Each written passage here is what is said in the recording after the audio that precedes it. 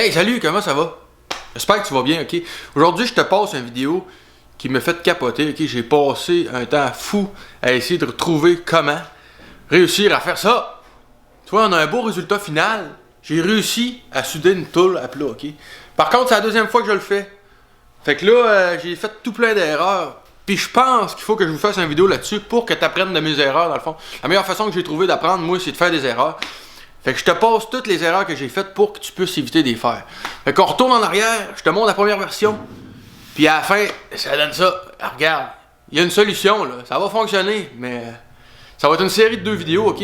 On fait une petite vidéo sur les erreurs, puis une vidéo comment faire. C'est parti, man!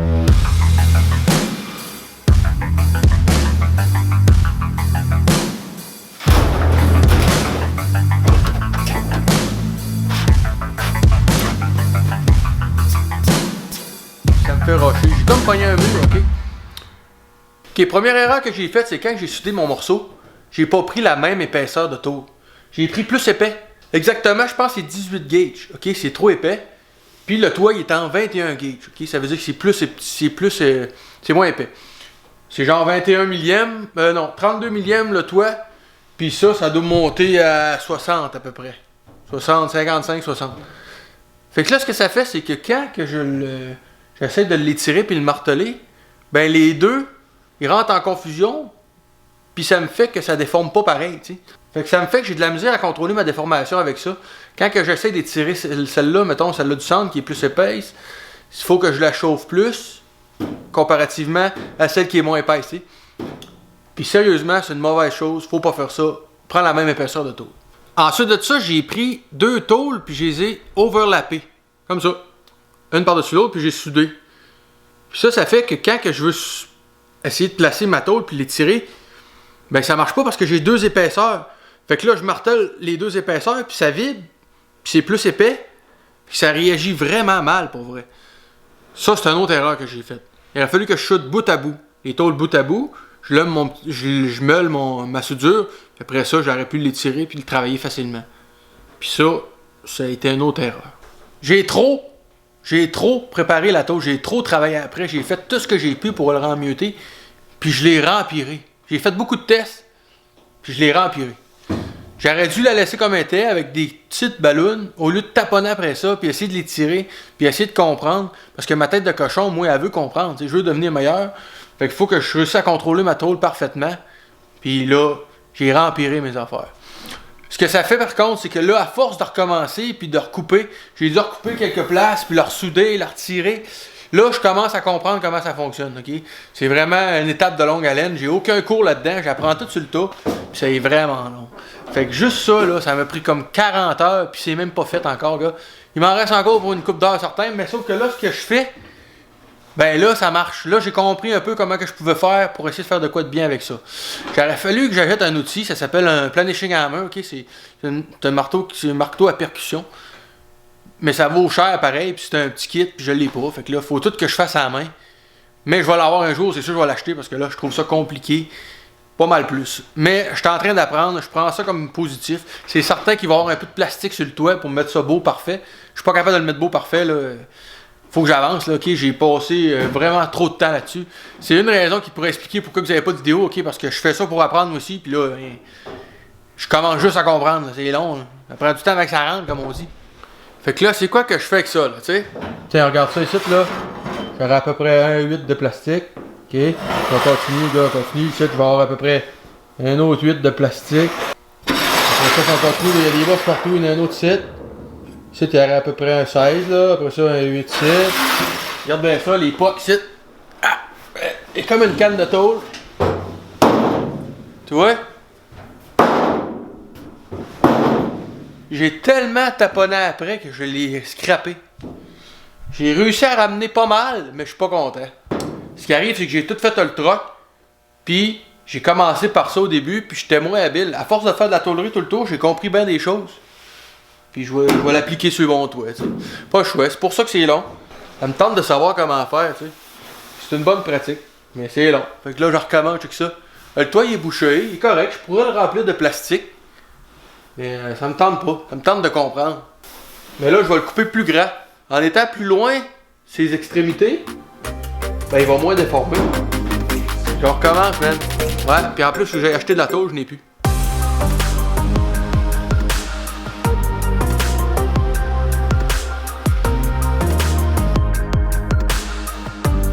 J'avais mis full de plastique, du sealer pour que le toit arrête de vibrer. Je me suis dit, il allait tenir en place. Les gars, ça a tellement pas de force qu'il faut que la tôle soit belle, tu sais, les gars. Plus rien sur le toit. Là, je vais me faire un gabarit, un petit gabarit, pour avoir le rayon exact que ça me prend. Comme ça, quand je vais tirer ma tôle sur la roue anglaise, ben, je vais être capable de mesurer ma hauteur, puis avoir un rond, puis faire tout pareil, tant qu'à essayer d'inventer en m'en allant.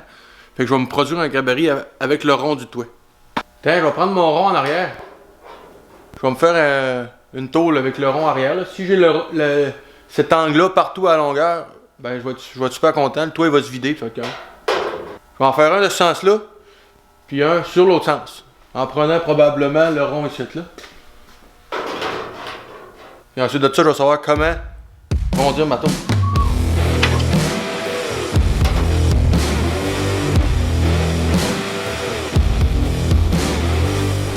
Ce que je me suis rendu compte, c'est qu'en faisant le toit, puis en déposant ma tôle par-dessus, j'avais du mal à essayer de la mettre égale puis la supporter parce que j'avais pas de travers à l'intérieur. Je mettais ma tôle, puis là, tout gondolait, fait que des fois, je la soudais avec peut-être un peu plus enfoncé une place, un peu plus surélevé à l'autre. J'essayais de la remettre ça droite par la suite, puis à cause de ça, j'ai comme instauré de la torsion moi-même, tu sais.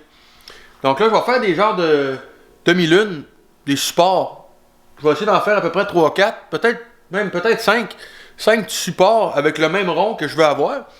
Fait que de même, ben, je vais être capable de supporter ma tôle partout. Quand je vais la souder, il y a moins de chances qu'elle gondole. Faut que j'essaie de l'installer sans qu'il y ait de stress dessus. Le plus possible. Si elle est parfaite, pas de stress, normalement je vais finir et ça va être pas pire.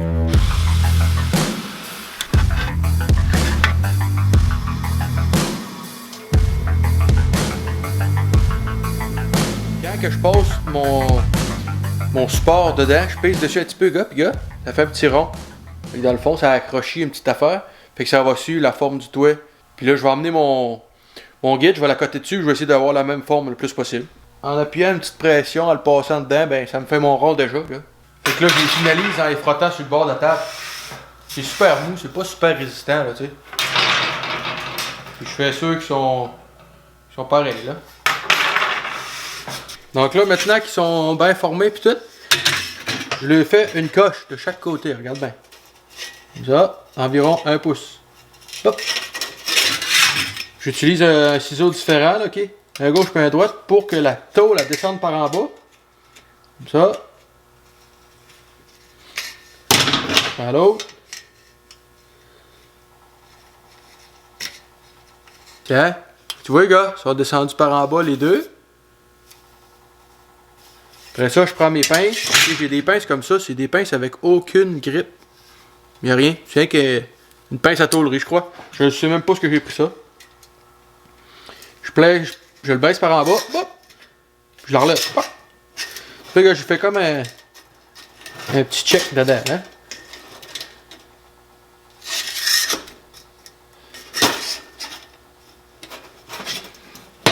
Donc là, je vais pouvoir rentrer la tôle du toit entre les deux, gars. Ici. Puis ça va faire mon support. C'est juste ça. C'est rentrer à serre. Puis quand que je vais vouloir l'enlever, j'aurai juste à tirer dessus du gauche vers la droite. Puis pop, puis il va sortir. Facile là même. Là, je vais taper. Je vais mettre ça plus droit, là. Au marteau. Puis je vais rondir une petite affaire plus. Cette affaire. C'est l'en bas ici pour que ça aille plus fort. Puis c'est tout. Là, c'est le temps de voir si ça fait.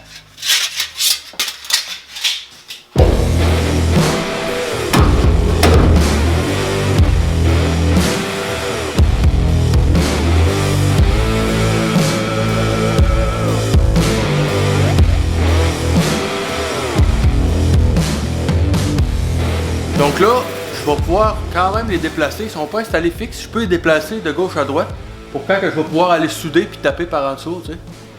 Je les installe pas fixes tout de suite. Je les ai numérotés. Je les ai identifiés du sens qu'ils vont. Puis si j'ai à les enlever, je vais pouvoir les remettre à la même place. Je suis pas mal sûr que ça va me donner un bon coup de main. Là. Je vais être capable d'appuyer ma tôle dessus. Puis que ça arrête de pocher quand je vais m'assembler. Parce que quand j'ai assemblé la dernière fois, je l'ai assemblée, puis je suis certain que j'ai fait pire en l'assemblant tout croche parce que j'essayais de la tenir en même temps.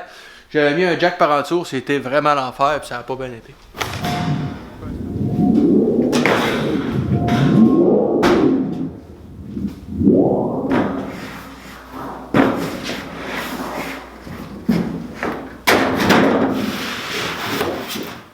Donc là, on peut facilement voir que c'est presque impossible pour moi de la rouler tout seul là.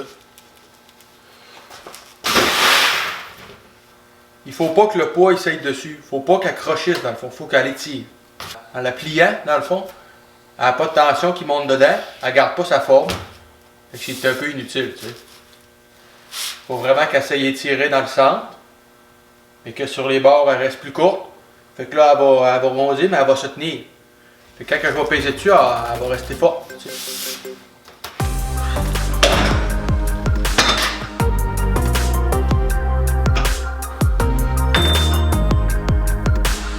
Chaque fois que tu fais de la roue anglaise, nettoie ta roue.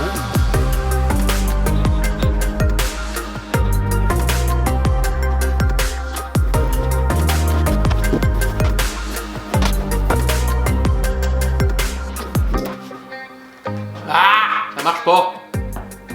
Parce qu'elle est en train de crocher. Dans le fond, je suis capable de la tenir comme ça. Mais sur l'autre bord, je suis pas capable. Fait que là, elle descend. Puis elle est en train de faire un pli, là, finalement. C'est pas un pli que je veux. Fait que là, il faut que je la coupe en deux. J'ai déjà les bras morts et puis j'ai même pas fini de passer une fois. Puis si je veux travailler comme du monde, je vais être obligé de la couper. Je vois comme je peux, gars, je l'ai coupée en deux. Elle est déjà ronde. Et là, j'ai des mauvais plis déjà de fait dedans, qu'il n'aurait pas fallu que je fasse.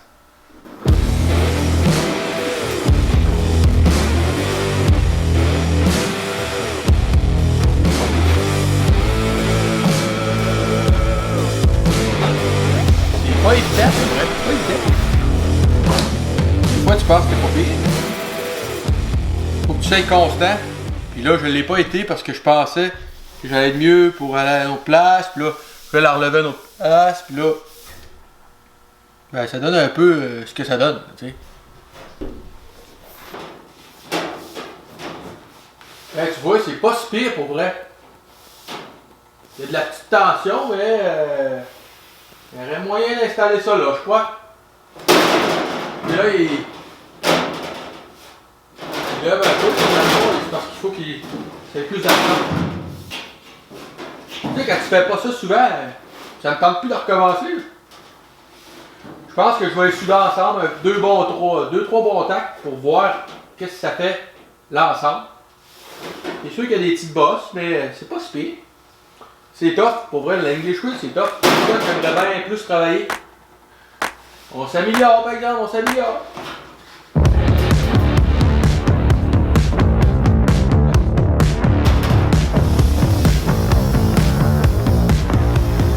Je trouve que ça fait bien.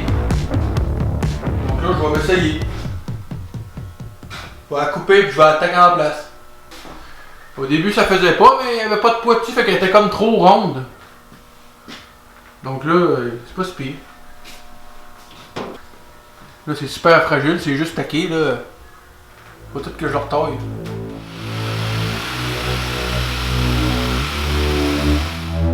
Ok, là, je vais me croiser les doigts. Je commence à l'assembler. J'espère que ça va marcher pour vrai.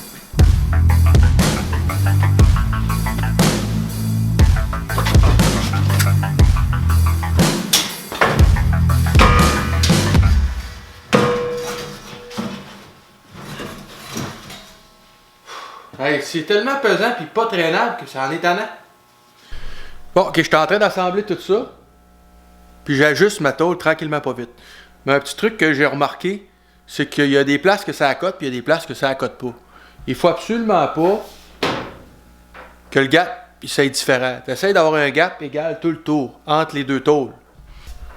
Puis on voit ici, là, regarde, ça commence. J'ai un gap d'environ un 16, puis ici, là, je suis quasiment collé. Mais je le suis pas en vrai. Il faut pas essayer de la rentrer à serre puis l'attaquer.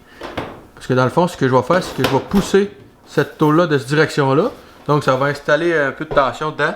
Pour rien, tu sais. Donc là, ce que je vais faire, c'est que je vais juste meuler au buffer ici.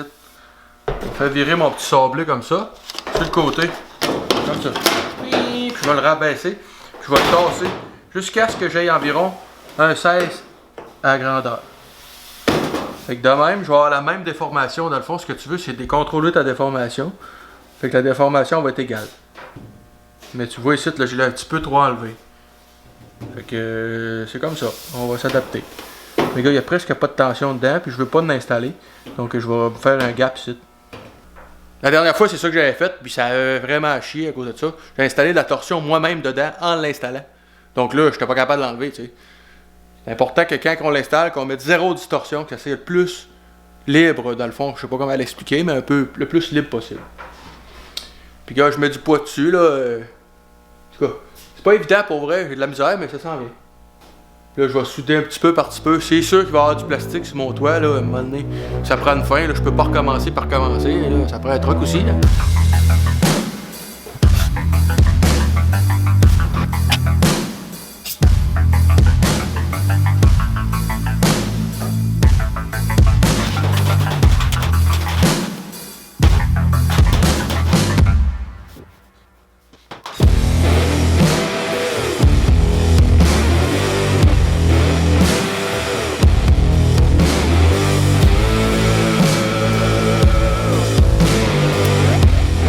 Dans le fond, ça, c'est la vidéo 1 de 2. 1, 2. Solution, tu vas voir. J'ai réussi à...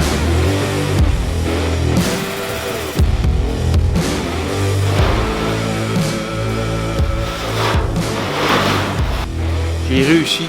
J'ai enfin réussi. J'ai enfin compris. On va voir la prochaine vidéo. S'il n'est pas déjà sorti, dans quelques jours, elle va sortir. Puis tu vas pouvoir voir la solution. Je t'explique les 5 règles qu'il faut que tu suives pour suivre ton... poursuivre la déformation, puis comprendre ce qui se passe, puis réussir à faire un résultat comme ça. OK? Je tiens à te dire que je suis pas un professionnel, j'apprends sur le tas, fait que c'est tough des fois. Des fois, j'ai pas tout le temps la bonne solution, mais la solution que je te propose dans la prochaine vidéo, elle va fonctionner, parce que regarde, il y a une solution à ça, là. Hey, je te laisse là-dessus, prends le temps de liker, prends le temps de me dire ce que t'en penses, puis on se voit dans une autre vidéo, man. Ciao!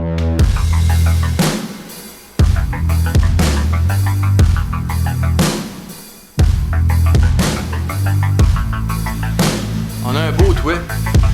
J'ai réussi à faire de quoi de beau avec ça. Mais c'est pas facile. Je suis vraiment content. Là, j'ai tout graffiné à la surface pour être capable d'ajouter du plastique. Ok, je vais mettre une petite couche de plastique partout pour le mettre parfait. Faut que je le sorte, tu sais, faut que je le mette pro. Puis c'est hot. C'est vraiment hot. Je suis vraiment content, man.